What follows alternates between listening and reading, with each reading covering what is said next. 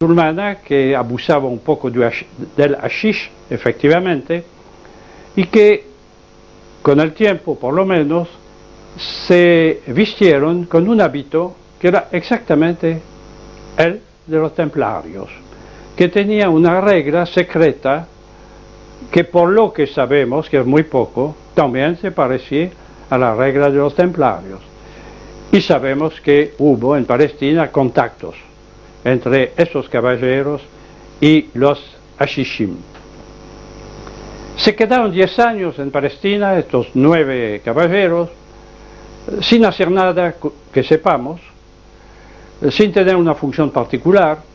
Decían que iban a cuidar los caminos públicos, pero no se sabe en absoluto de su intervención. Una fuerza de 9 hombres no tenía la menor importancia.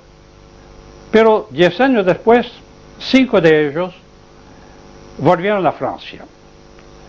Balduino II les había encargado pedir al futuro San Bernardo, abad de Claraval, la predicación de una segunda cruzada, porque efectivamente estaba él en Jerusalén en una situación comprometida. Lo hicieron, pero el motivo no era este. Durante su permanencia muy breve en Francia, Hugues de Pin, el jefe del grupo, recibió de manos de Bernardo la regla de lo que ya era la orden de los pobres compañeros de armas de Cristo y del templo de Salomón. Curiosa mezcla, un nombre que nadie se pudo explicar exactamente. Volvieron a Jerusalén, un 10º caballero se les juntó, que no era nada menos que el conde de Champaña, que era un hombre casi poderoso como el rey de Francia, que tenía un tío que figuraba en el primer grupo que llegó allá. Todo esto es una combinación sumamente extraña. La regla que se dio a la nueva orden, nadie la conoce exactamente. Se conservaba de una forma tan secreta que ni los caballeros que la conocían tenían derecho a conservar un ejemplar, por miedo a que los sargentos, sus colaboradores, pudiera tener alcance a esto. Todo era secreto entre los templarios, porque así se llamaron con el tiempo y rápidamente.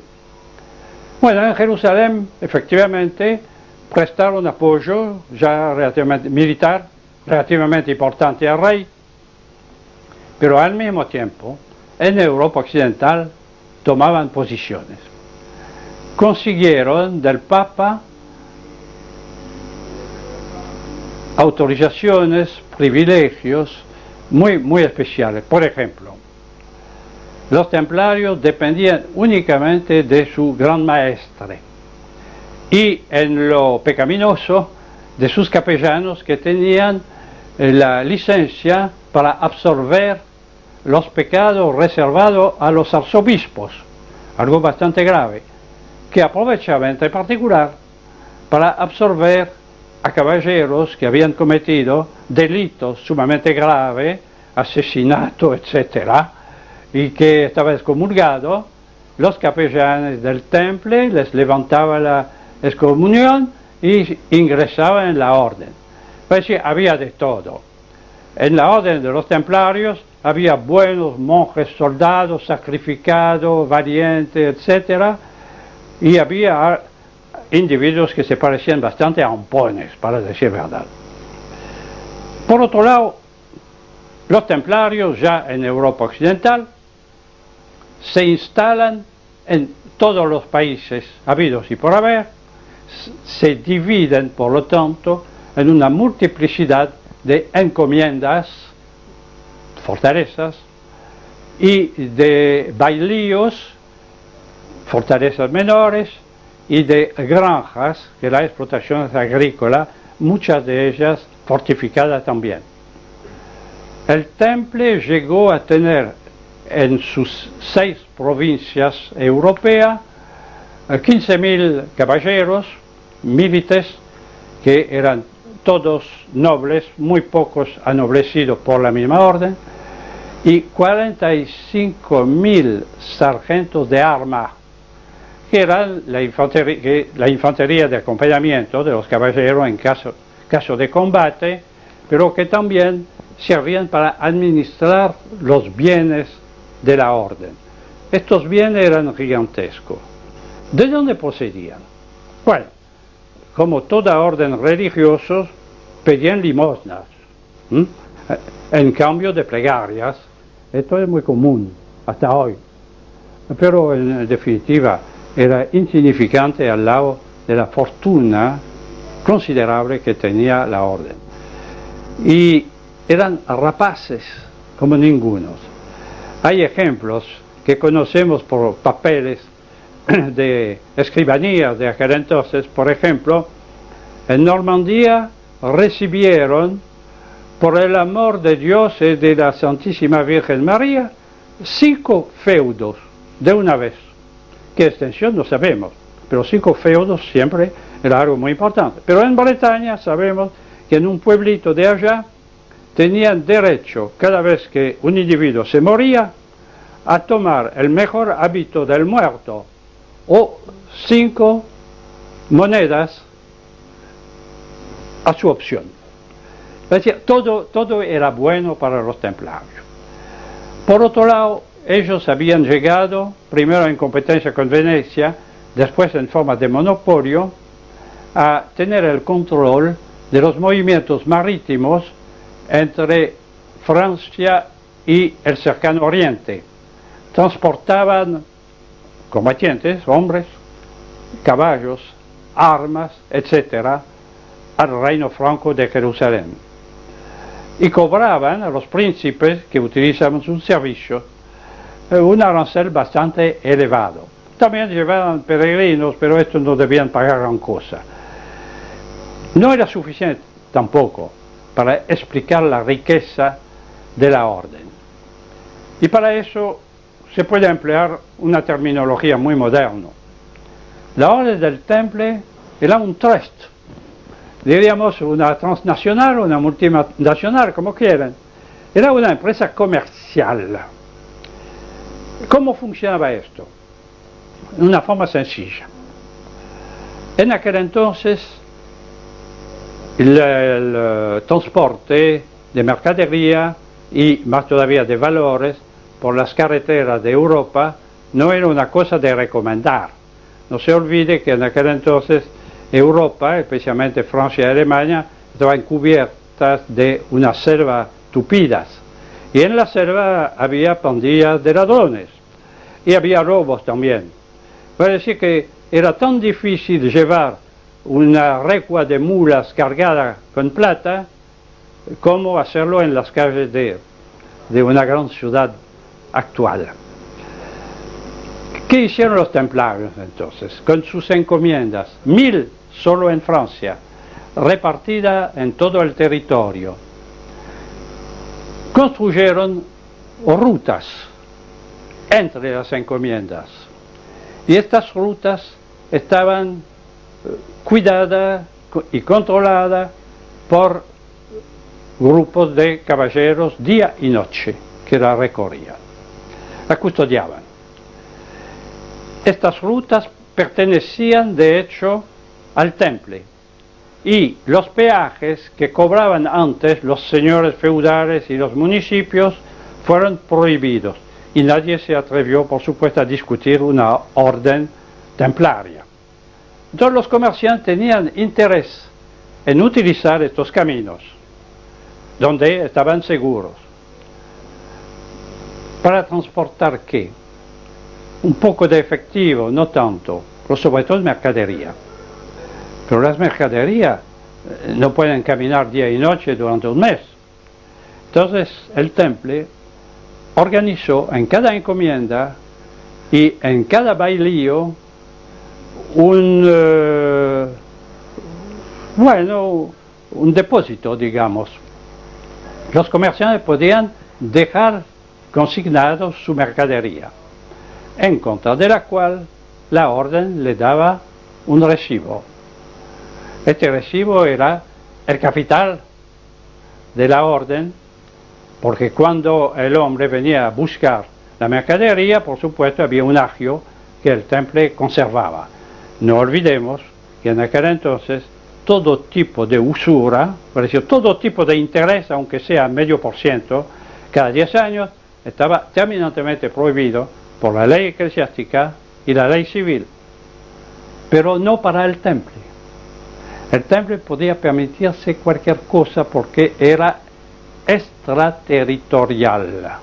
Sus casas en todos los países de Europa tenían un privilegio total, como una embajada en el mundo de hoy. No pagaban impuestos, ni el diezmo del clero, nada. No dependían del rey de su país, del país en cuestión, de ninguna manera. Y tenía una fuerza militar bastante apreciable. Pero esta fuerza, sin embargo, tenía un pequeño defecto.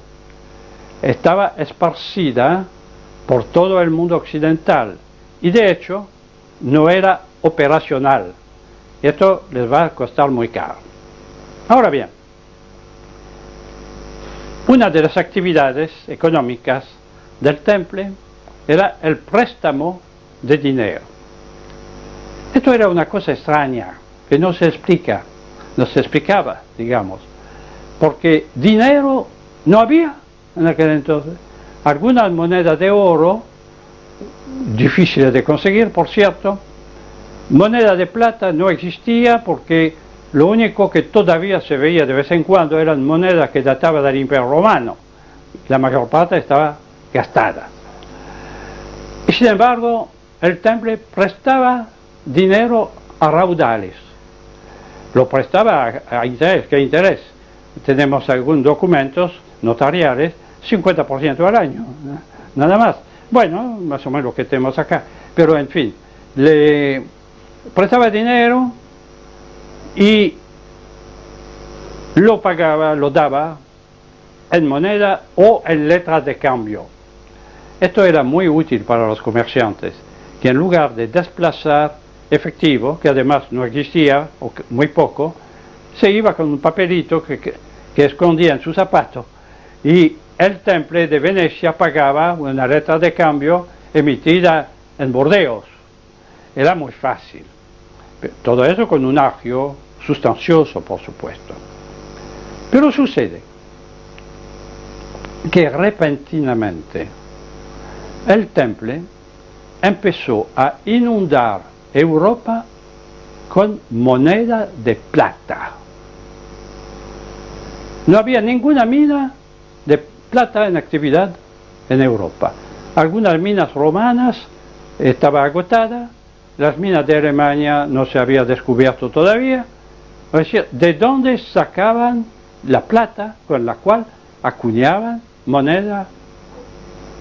Y sabemos dónde lo hacían en gran parte, cerca de los Pirineos.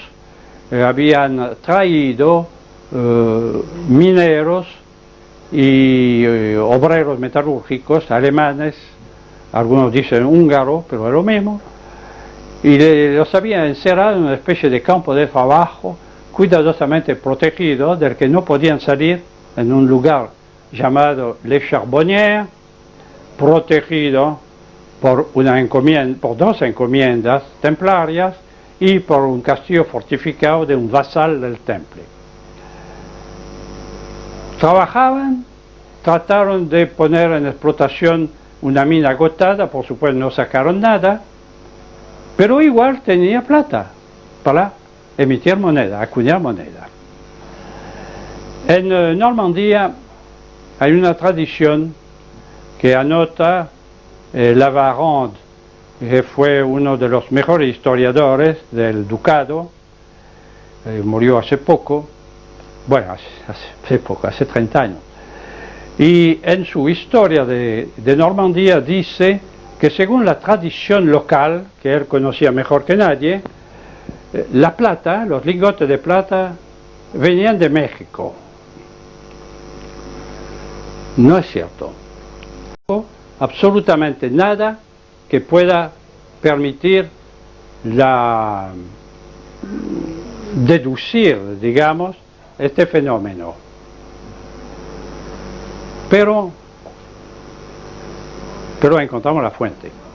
Ahora bien, esta fuente era inagotable, porque los templarios en 100 años financiaron la construcción de 80 catedrales góticas y 70 iglesias de menos importancia.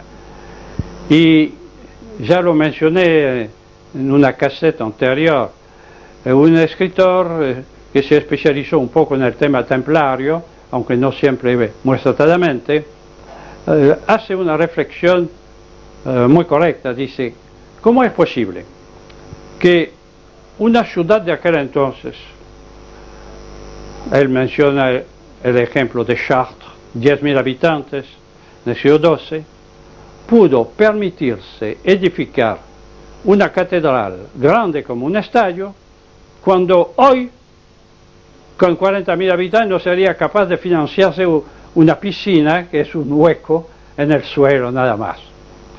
Efectivamente era incomprensible.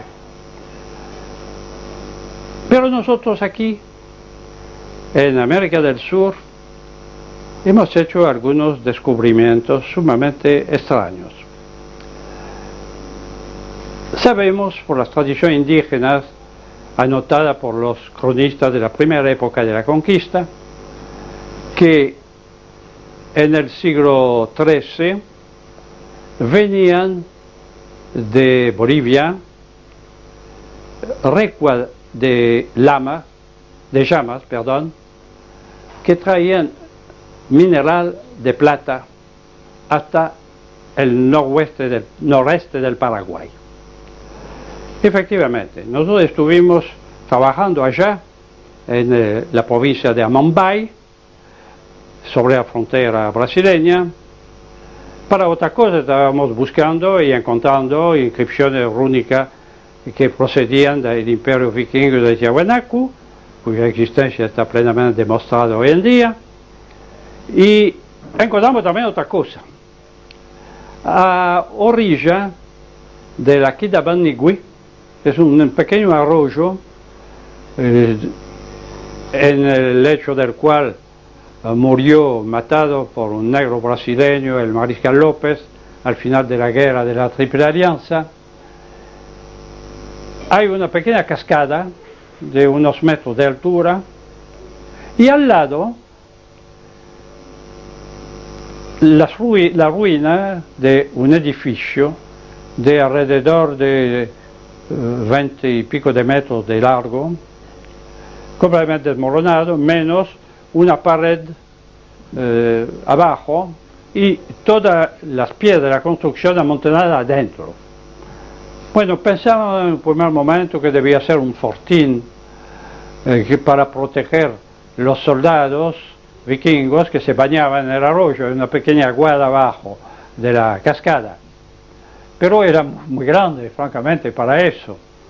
Un vestuario, los vikingos no eran realmente acostumbrados a tener vergüenza de su cuerpo, así que tampoco podía ser. La habíamos encontrado antes, ¿no? En otra expedición.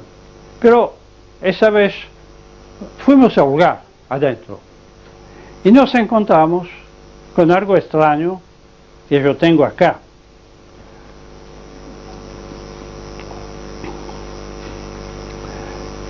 Este es un molde hecho con un ladrillo refractario, cuyo hueco tiene exactamente la forma de los lingotes que están o estaban en el sótano del Banco Central de todos los países.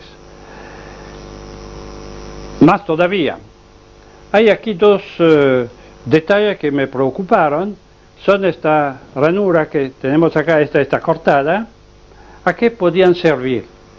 Estuvimos buscando, yo no encontré la solución, las que me dieron no me gustaban, hasta que un día recibí la visita de un ingeniero especializado en asuntos metalúrgicos, se lo mostré me acuerdo que para ver de qué material estaba hecho lo lamió, lo que no era muy de recomendar, para mí por lo menos, y le dije, ¿y esto? Y es muy sencillo, cuando se cola el metal en el agujero, hay una espuma que se forma encima, y esta salía por la ranura del molde, efectivamente. Ahora, ¿por qué moldes? Para que se pudiera embarcar plata en una forma fácil de contar. Vale decir, lingotes todos del mismo tamaño, del mismo peso.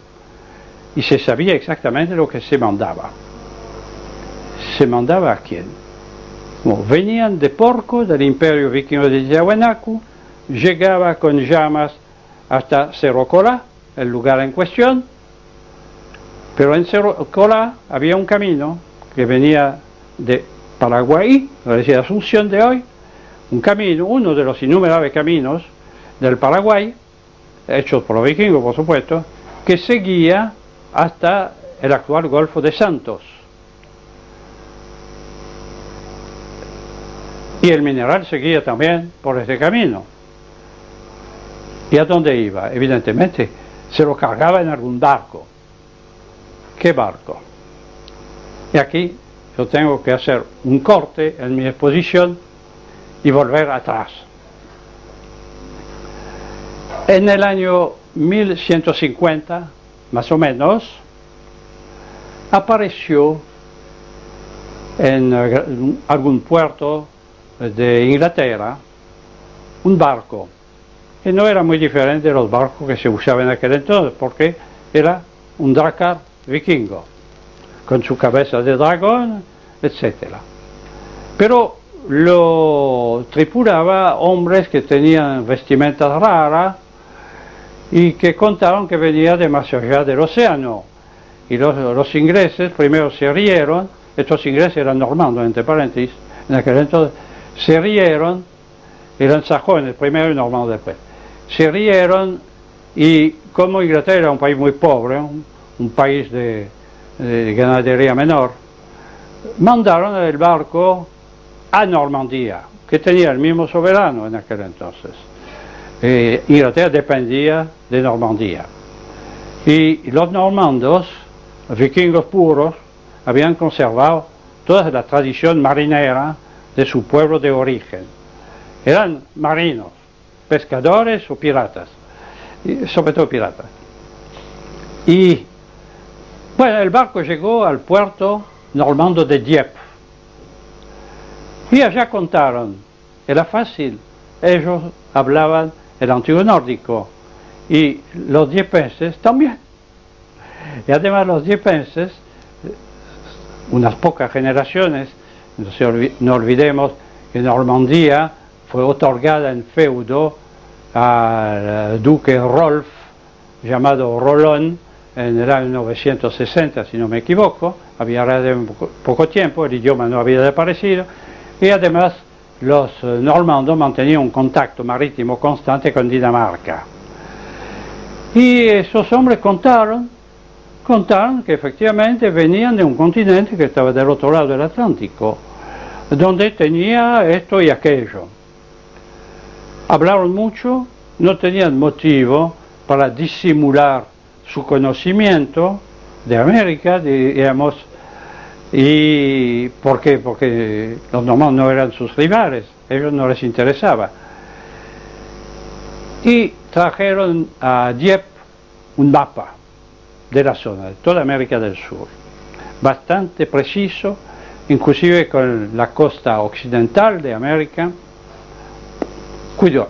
curioso, especialmente curioso para una encomienda templaria que estaba justo al lado de Dieppe, la encomienda y puerto de Saint-Valery-en-Caux, que servía a los templarios a mantener contacto con sus encomiendas de Gran Bretaña y también les servía a controlar toda la costa francesa.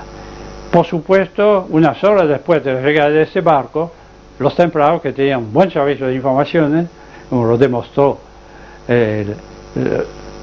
lo demostraron los acontecimientos posteriores, fueron a hablar con esa gente recién llegada y ofrecieron un trato. Los vikingos de Tiahuanaco contaron que en Porco, en la montaña, había minas de plata extraordinarias. Potosí no había sido descubierto todavía. Minas de plata excepcionales, que era muy fácil. Plata, ¿a qué sirve? No sirve. No sirve, con plata no se puede hacer espada, ni herradura de caballos. Y entonces, a nosotros no nos sirve para nada. A los templarios sí les servía, les podía servir. Pero ¿qué podían dar en cambio? Bueno, algunos artículos suntuarios, vino, perfume, cosas así, evidente, armas también hasta cierto punto, pero no bastaba para compensar cargamentos enteros de plata. Pero los vikingos tenían una preocupación. Ellos vivían en el altiplano, a 4.000 metros de altura, a orilla del lago Titicaca, en una pequeña ciudad y centro ceremonial hecho de piedra sin labrar prácticamente, muy primitivo, porque los vikingos trabajaban la madera y madera no había en el altiplano y no sabían trabajar la piedra.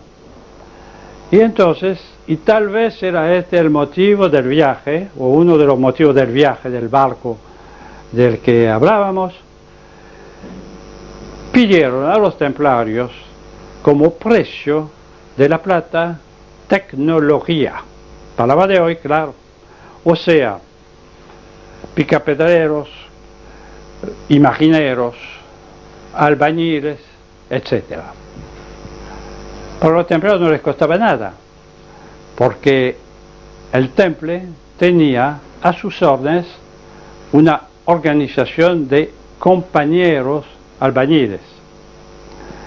Porque el temple era una cosa muy complejo. Estaba formado, en primer lugar, el gran maestre, que era el soberano absoluto.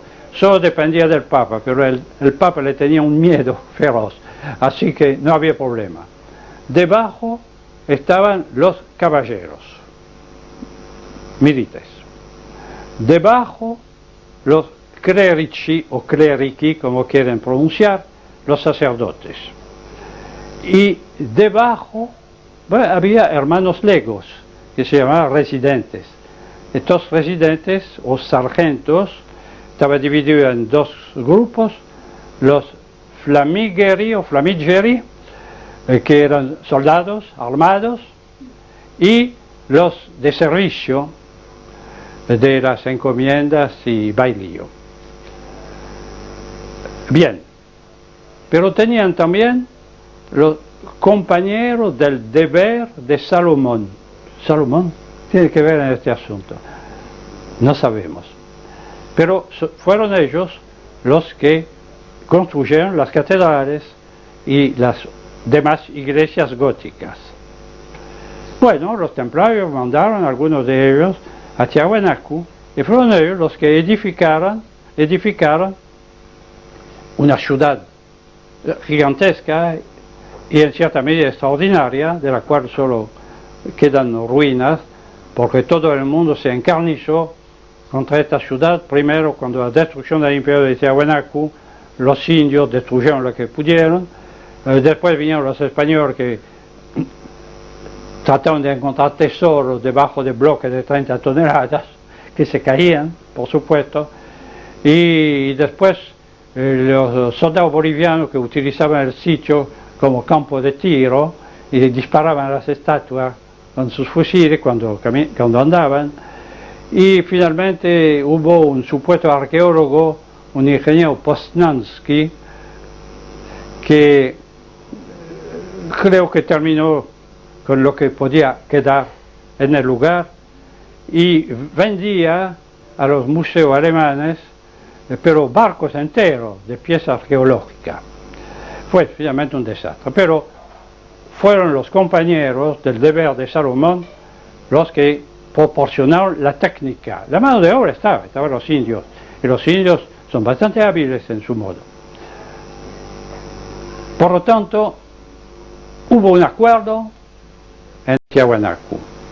Los vikingos mandaban el mineral con sus llamas hasta la fundición de Cerro Corá y probablemente otras, pero esta la tenemos bien visualizada y excavada.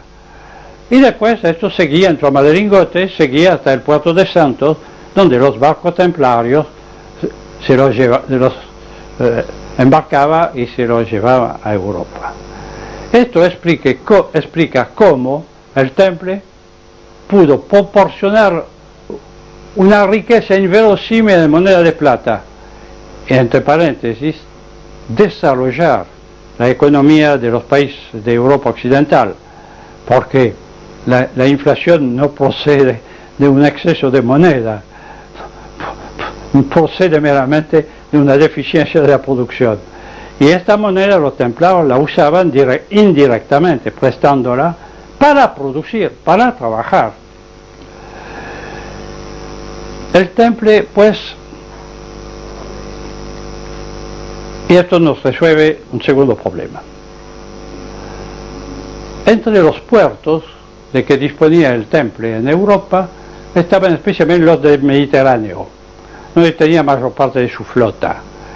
Tenía los puertos de Mallorca, de Collioure en el Rosellón, de San Rafael en la costa sur, de Mónaco y probablemente otros. Inclusive no les bastaba para su tráfico con el cercano oriente, porque utilizaba también el puerto de Marsella, cuyas autoridades chillaban porque ellos tomaban la mayor parte del flete y los barcos marselleses no tenían trabajo.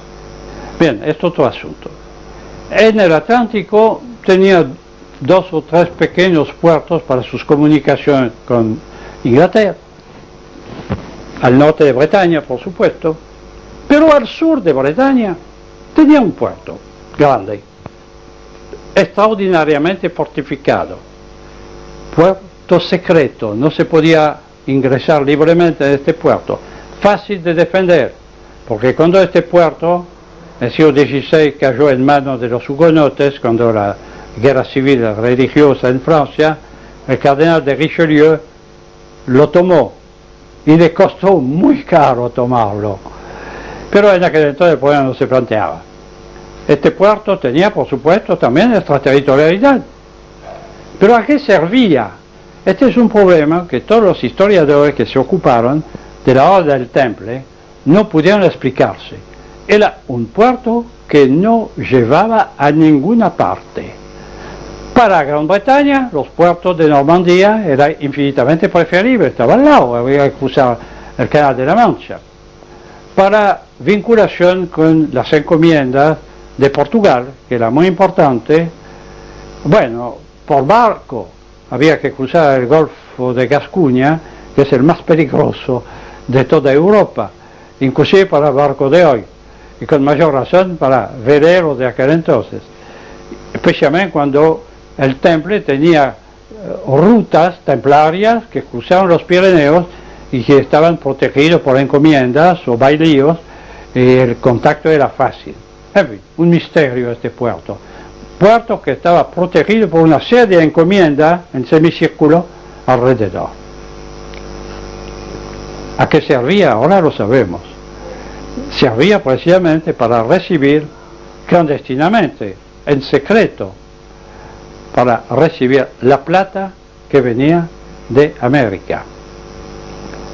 Este era, en efecto, el secretum templi, el secreto del Temple. ¿Es un cuento? No, no es un cuento. No es un cuento porque hace unos 10 años se encontraron en el sótano del archivo, del gran archivo de Francia, los sellos templarios que habían sido secuestrados cuando la disolución de la orden en el año 1307. Curiosamente, estos sellos estaban en cofres en el sótano que nadie jamás había tenido la curiosidad de abrir. Bueno, esta vez alguien tuvo esta curiosidad y los abrió. He encontrado los sellos del gran maestro, del gran visitador, etcétera, etcétera, etcétera, y también un sello muy curioso. Este sello tiene la inscripción Secretum Templi, lo tenemos acá, y en el centro tenemos un personaje que no puede ser efectivamente sino un indio americano. Algunos esoteristas vinieron a decir que esto era un personaje, una figura gnóstica, un Abraxas o cosa por el estilo, pero el Abraxas tenía la cabeza de gallo y esto no, este tiene una cabeza cubierta de pluma, tiene además un arco, etcétera, etcétera. Pero no sería decisivo. Podría ser un Abraxas, yo no entiendo de esoterismo, no es mi campo, gracias a Dios, pero tiene este sello algo imposible de no entender, un svástica, una cruz gamada de brazos encorvados, típico de los svástica nórdicos de la época vikinga. Y hay otra abajo, menos visible, aquí, que es el svástica rígido que nosotros conocemos. Entonces había una vinculación para el maestro del secreto del temple entre el indio y los nórdicos, las svásticas. Pero hay más todavía. En la iglesia templaria de Vézelay, en Borgoña, una construida con la plata usuraria del temple,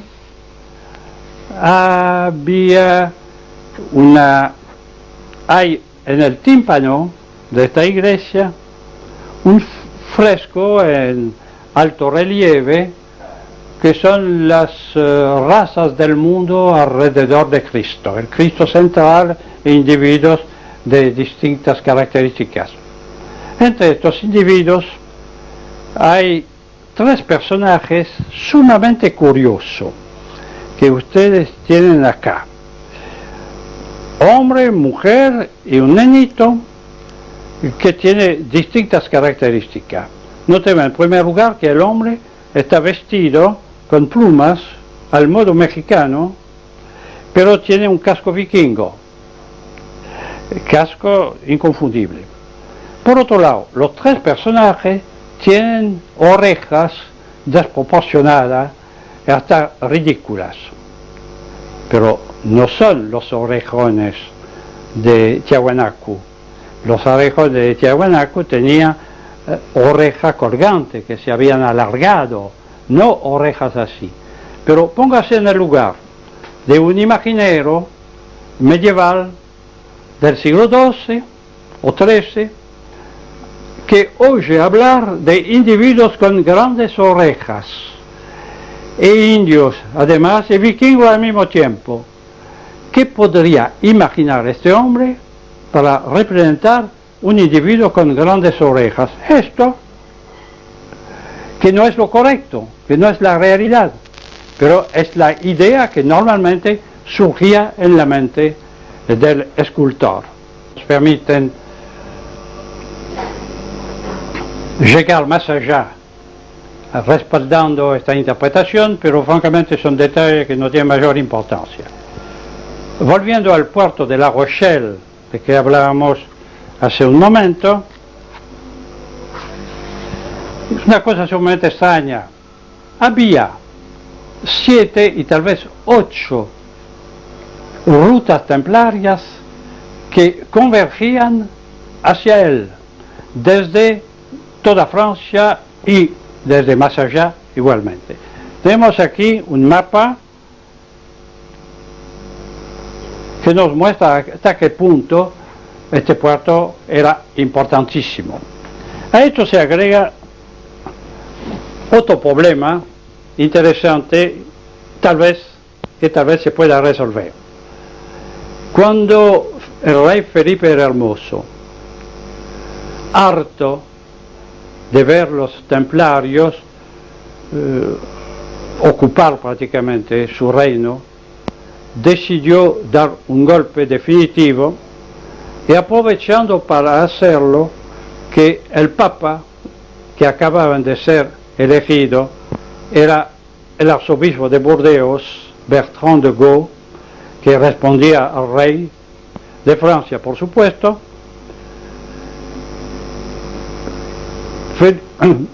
El rey dio un zarpazo, se apoderó del Temple de París, que era la sede del maestrazgo de la orden, que ya había abandonado Palestina a la fuerza, y según los testimonios de los distintos procesos incoados contra los templarios, hubo testimonios según los cuales el día anterior a la toma de la sede de la orden por los gendarmes del rey, salieron del Temple de París 3 carretas cargadas con arcones que contenía el tesoro del gran visitador de Francia. Estas carretas se fueron hacia el oeste, escoltados por 40 caballeros con 50 caballos, y desaparecieron para siempre. ¿Qué contenía estas carretas? El tesoro. Tesoro en aquel entonces tenía un sentido un poco diferente del nuestro. Cuando nosotros hablamos de tesoro, hablamos de un amontonamiento de plata, de objetos preciosos, etc. En aquel entonces también tenía ese sentido, pero también el sentido de archivos.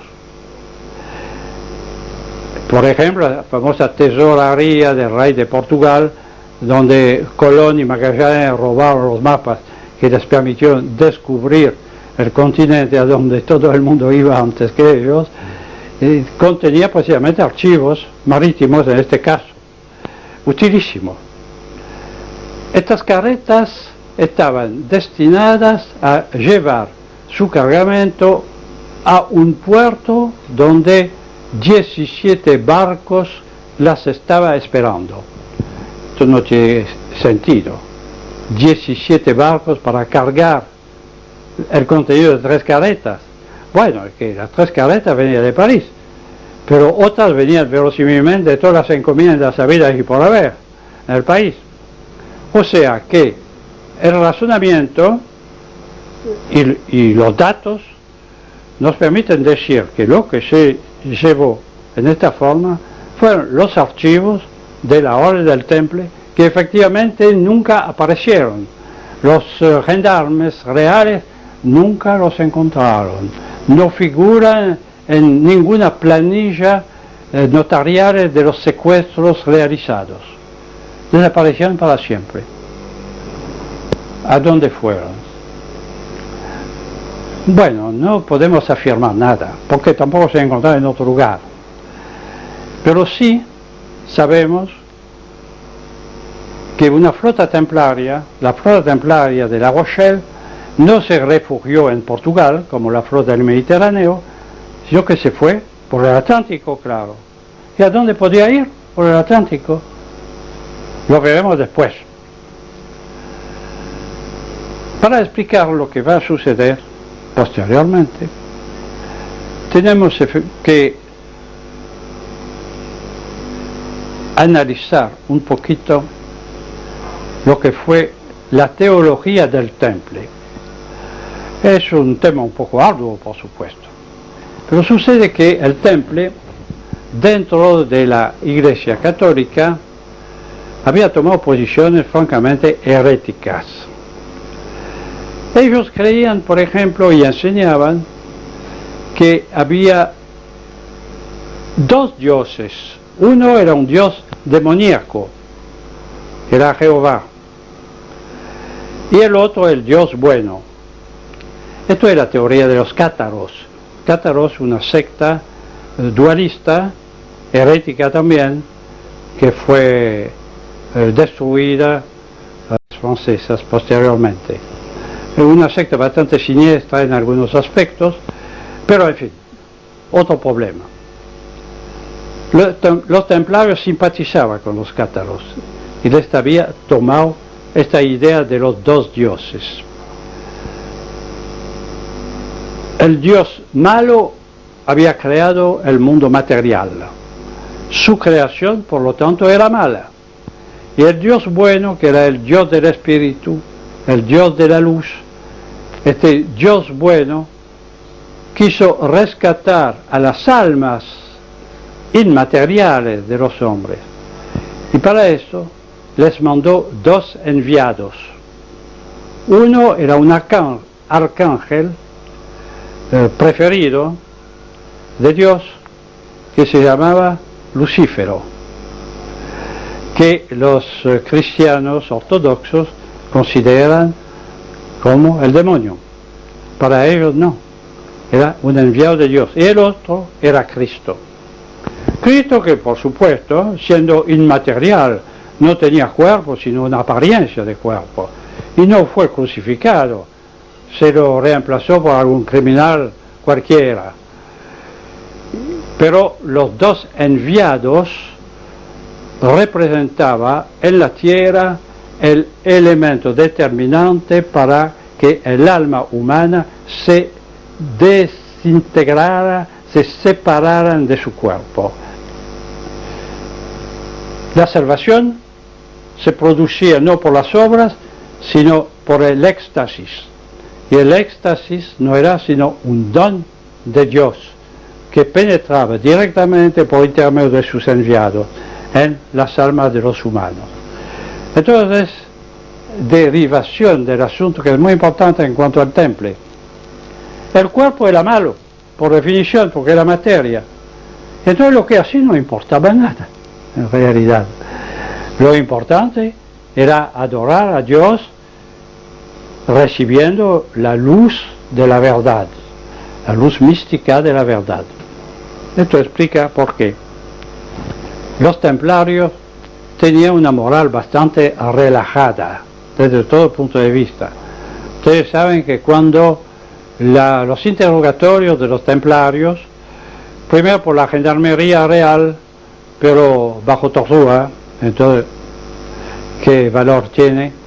Los caballeros y los sargentos confesaron todo lo que se quería que dijera. Confesaron que en la ceremonia de su iniciación tenía que pisotear el crucifijo. Confesaron que tenían relaciones homosexuales dentro de las encomiendas. No es inverosímil de parte de soldados que habían vivido allá en el cercano oriente y aquí en el contacto con la mujer, por supuesto, era diabólico. No está probado tampoco. Bueno, confesaron, pero confesaron también en Inglaterra, donde no se les aplicó la tortura. Confesaron en el tribunal eclesiástico presidido por el Papa personalmente, sin tortura alguna.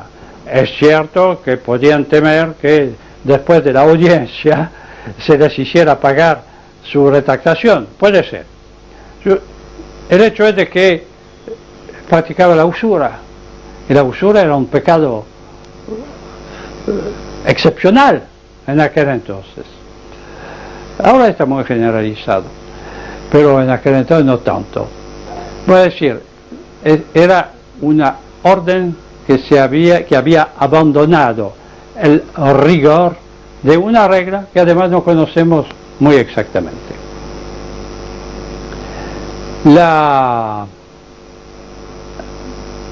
El temple, por lo tanto, se llevó verosímilmente sus archivos más allá del océano. A México no es imposible, porque en México precisamente encontramos la prueba de la deformación teológica de la orden. En efecto, los templarios, como los cátaros, admitían la dualidad de los dioses y tenía las prácticas extrañas que queremos saber.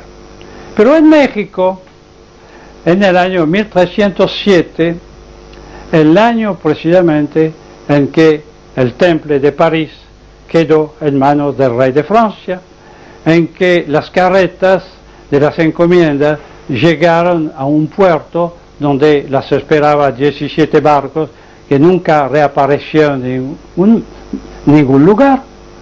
Esta misma época, una semana, unos meses después, barcos desconocidos desembarcaron en el puerto de Pánuco, el mismo donde había desembarcado el Jarl Viking Ullman en el año 967. Desembarcaron, subieron por la montaña, porque en la costa evidentemente se morían de calor, subieron la montaña y se instalaron a orilla del lago de Chalco, que en realidad es meramente la parte sudoriental del lago de Texcoco, donde estaba situada Tenochtitlán, vale decir la México de hoy. Se establecieron allá, crearon una provincia autónoma, peleando si había que pelear, pero no tanto, no fue necesario, pero traían organización y hábito sumamente extraño. En primer lugar, su soberano era un gran maestre, que era el hombre, traduzco del náhuatl porque no es mi especialidad, es un idioma imposible, para nosotros por lo menos, era el hombre que representaba a Dios, que a veces se llamaba también Teot Mama, va a decir el portador de Dios. Es muy curioso ver que Teot en náhuatl significa Dios, y se parece mucho, no soy el primero que lo notara, que lo note, se parece al Theos griego, al Deus latino, todas las palabras de la misma familia, que representa a Dios precisamente. El soberano pontífice, digamos, el gran maestre de la orden, tenía a sus órdenes 3 estratos diferentes de fieles. En primer lugar, los Tlacorchtacal, palabra abominable, vale decir, los hombres de la casa de las armas, caballeros.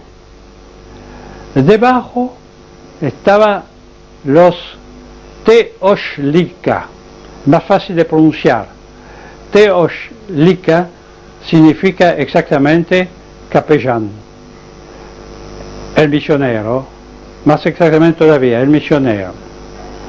Y debajo estaban los Nonohualca, es decir, los residentes, caballeros, clérigos, sargentos, residentes, la misma estructura que la orden del Temple. Esa gente que los cronistas de la primera época de la conquista, especialmente Chipalmaín, que descendía de los príncipes de Chalco, nos describen como hombres altos, blancos, rubios, barbados, etc. No eran vikingos, evidentemente, en aquella época. No tenían motivo ya para disimular sus verdaderas convicciones religiosas. Y montaron sus iglesias, sus templos, en una forma totalmente semejante a las iglesias de Europa. Inclusive la decoración interna era la misma. El altar estaba en el mismo lugar. Utilizaban incensorios, utilizaban todo el ritual católico en la medida de lo posible. Enseñaban y creían que había 2 dioses. Estos 2 dioses, uno bueno y uno malo, estaba, sin embargo, diferencia con los cátaros, dominados por el dios desconocido, que ellos llamaban Olin Tonatiuh. Esto hace tiempo que los teólogos y los etnólogos quedaron sorprendidos de esta expresión, porque era un dios trinitario. Odin, Tonar, que es la forma sajona de Thor, y Chu, que es la forma sajona de Tyr. ¿Cómo? Entonces la Trinidad nórdica trasladada a México, sí, pero era el Dios supremo, el Dios desconocido. A él no se le levantaba altares. Y debajo estaban los dos dioses malos. Primero, Quetzalcóatl. Quetzalcóatl, que era el nombre que llevaba el Jarl Ullman cuando se convirtió antes del año 1000 en el quinto rey de los toltecas. Quetzalcóatl era un dios que tenía algunos aspectos cristianos y muchos otros paganos, pero que era un dios benefactor. El otro era Tezcatlipoca. Tezcatlipoca era el dios malo. Hasta el punto que la teología tolteca, que los menciona a los dos, por supuesto, define a Quetzalcóatl como el lucero de la mañana, la estrella que guía el sol, que está siempre delante del sol cuando va ascendiendo. Mientras que Tezcatlipoca es el lucero de la noche, que guía el sol hacia su perdición. Bueno, los charcas invierten todo el proceso. Para ellos, el dios bueno es Tezcatlipoca, exactamente como los cátaros y los templarios hicieron con respecto al famoso Baphomet de los templarios, es decir, a Lucífero. Lucífero ya no era el demonio malo, sino un enviado del Señor, bueno. Bueno, Tezcatlipoca también. Los presentan como hermanos enemigos, etcétera, etcétera.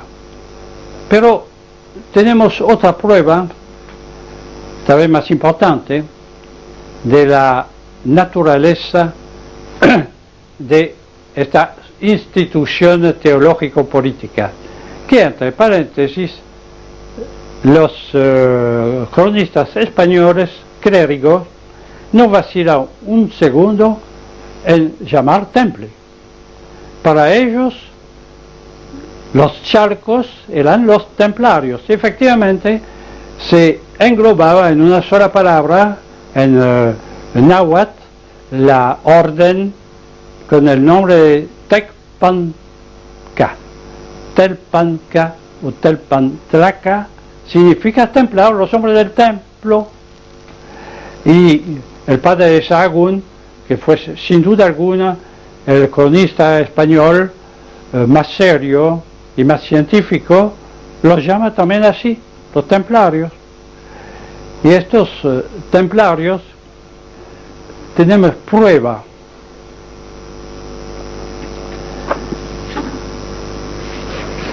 de su semejanza, varias pruebas de su semejanza con los templarios de Europa. Por ejemplo, bueno, todos sabemos que hay muchas cruces por todo lado. La cruz latina o la cruz griega es un símbolo muy sencillo, son dos rayas que se cruzan. Pues se puede atribuir a cualquier pueblo, encontrar en cualquier pueblo, pero no la cruz de Malta, como decimos hoy en día.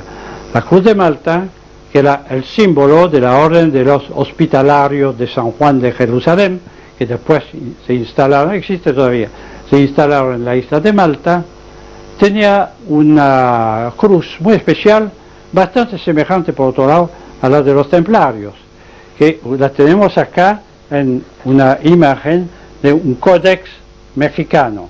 Ustedes ven la cruz de Malta característica. Usted me dirá que puede ser casual, no, porque esto ya es un dibujo complicado, tan complicado como el svástica. El svástica, para dibujarlo inclusive hay que pensarlo dos veces, inclusive tener costumbre, pero y la Cruz de Malta es todavía más compleja.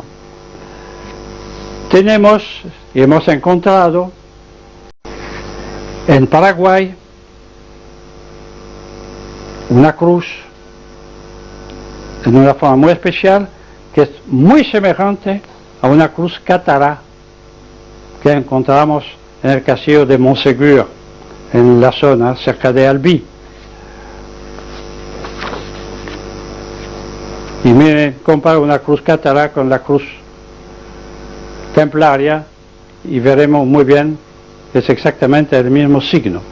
Pero hay otra cosa que no permite discusión alguna.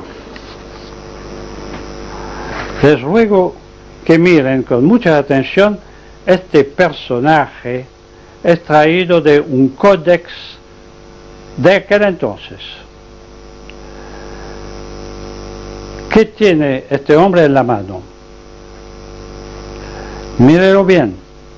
Esto es exactamente una custodia que en francés se llama ostensoir, lo que muestra, o soleil, el sol, porque efectivamente la custodia tiene rayas solares alrededor, con en el centro la lúnula donde se coloca la hostia. Este sacerdote Chalca utilizaba una custodia a la cual se rendía homenaje con un incensorio en sus ceremonias.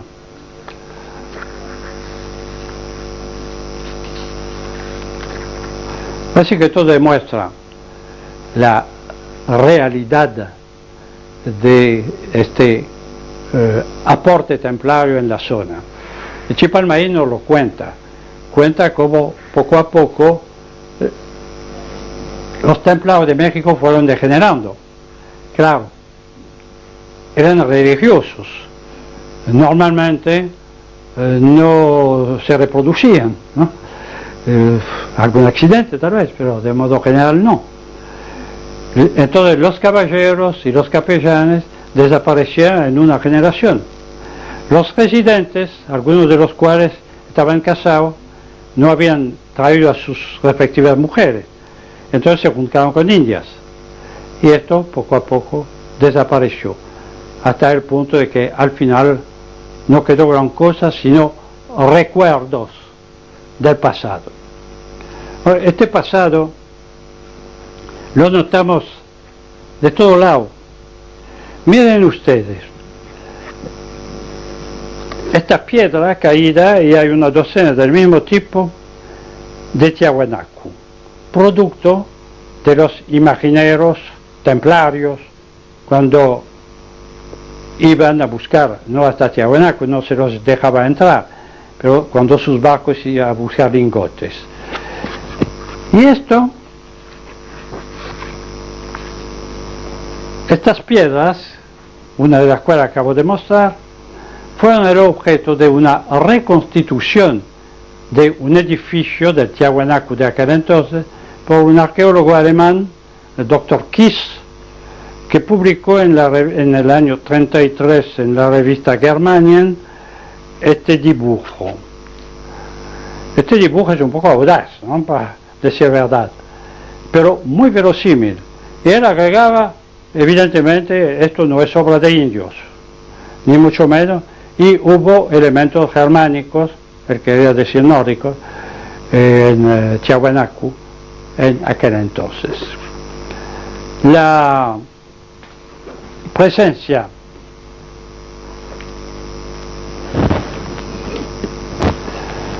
de los templarios, tanto en el sur, en un primer momento, como posteriormente, se explica muy bien. Mientras los vikingos de Tiahuanaco dominaban América del Sur, había posibilidad de traer lingotes de plata, lo que les interesaba sobre todo. Pero el imperio de Tiahuanaco fue destruido en 1267. Así posteriormente ya no había nada que hacer. Y posiblemente trajeron algunos lingotes del estado brasileño del Piauí, donde los vikingos tenían también minas de plata, para los templarios por supuesto, pero esto terminó rápidamente. Pero en aquel entonces los templarios ya tenían otra preocupación. Riqueza tenían, pero ¿a qué sirve la riqueza si se corta la cabeza al rico? Y como tenían un servicio de información bien hecho, sabían perfectamente lo que Felipe el Hermoso les estaba preparando. Y conocía el riesgo por ser su ejército no operacional. Y por otro lado, ellos se sentían inseguros en todo lado en Europa y envidiosos de los hospitaleros de San Juan de Jerusalén, que tenía en la isla de Rodas una propiedad, un estado territorial soberano, después en Malta, pero esto vino después. Los templarios no. Y pensaban en encontrarlo en otra parte. Como conocían la existencia de América, ¿por qué no América? Y el hecho es de que en 1294, según Chipalmaín, o 62 en otra parte de la obra del mismo autor que duda, mandaron una misión a México. Esta misión se la menciona en las crónicas sin darle mayor importancia. Pero en 1307 desembarcan 7 barcos en Pánuco, con alrededor de 700 personas, hombres y mujeres, sobre todo hombres por supuesto, desembarcan en Pánuco en el Golfo de México. ¿Y esto cómo? Los templarios desaparecen de Francia en gran parte, algunos se van a Portugal y otros se esfuman para siempre, y justo en el mismo año aparece hombre surgido del mar en México, y surgido del mar, esto está bien comprobado, porque los códices indígenas, las tradiciones indígenas relevadas por los primeros cronistas, especialmente por Chipalmaín, que siendo descendiente de los príncipes de Chalco lo sabía más que nadie, estos barcos llegaban de un país que se llamaba Trapalán. Trapalán en náhuatl significa muy exactamente el país del norte. ¿País del norte? ¿Qué norte? ¿De Norteamérica? No, porque precisan que para venir de Trapalán cruzaron el gran mar divino, es decir, el océano. Y en Trapalán tenían su capital, que se llamaba Tula. Y cuando llegaron a México, edificaron una ciudad, o sea, apoderaron de una ciudad que llamaron también Tula. Y Tula se parece curiosamente a Thule, que es el nombre de las tierras del Gran Norte y más especialmente de Islandia.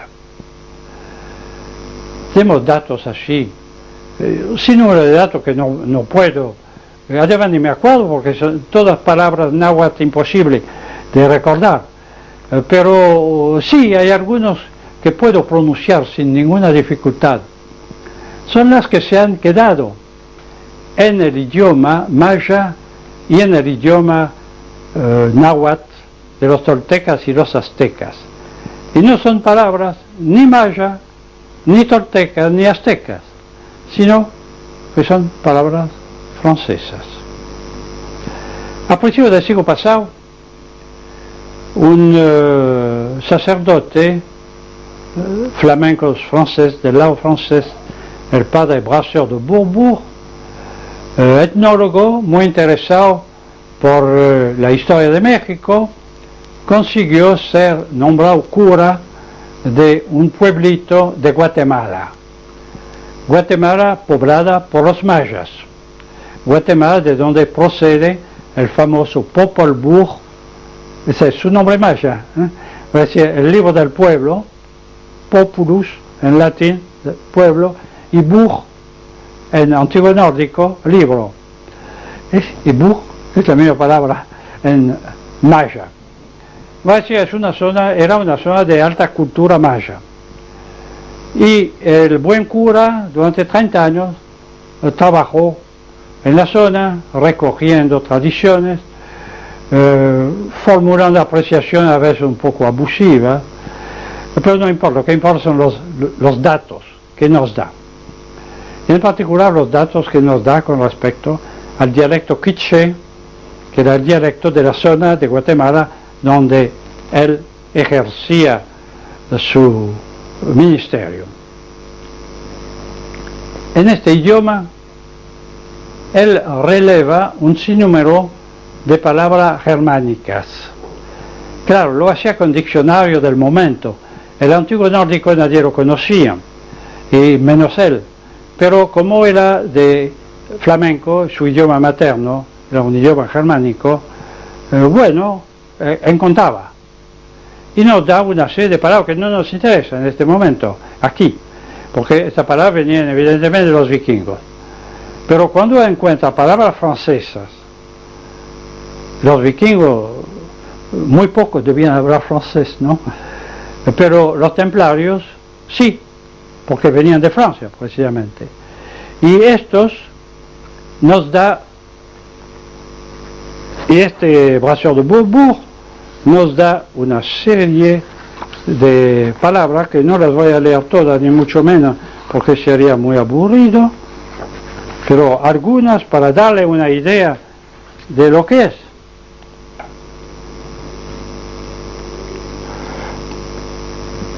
Por ejemplo, bol en quiché maya significa redonde. En francés tenemos boule, bola. Chair significa engordar. Chair en francés es carne.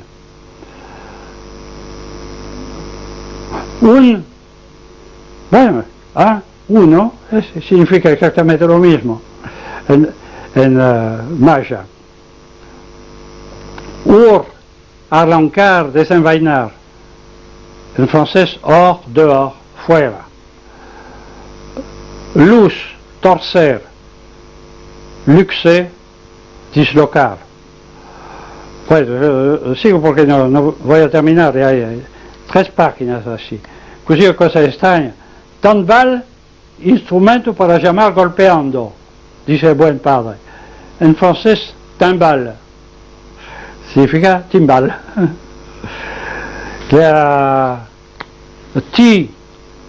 Carne. En el dialecto normando, titi significa la misma cosa. Ahora, podría venir del antiguo alemán tir, animal, pero de cualquier modo el resultado es el mismo. Hay algunas palabras igualmente, salto, ¿no? Palabras que Brasseur de Bourbourg atribuyó al inglés, que en realidad eran palabras normandas, introducidas en el inglés hasta hoy. Los ingleses están vingando actualmente porque el francés se llena de palabras británicas. Por ejemplo, chèque, vencer. En francés, échec.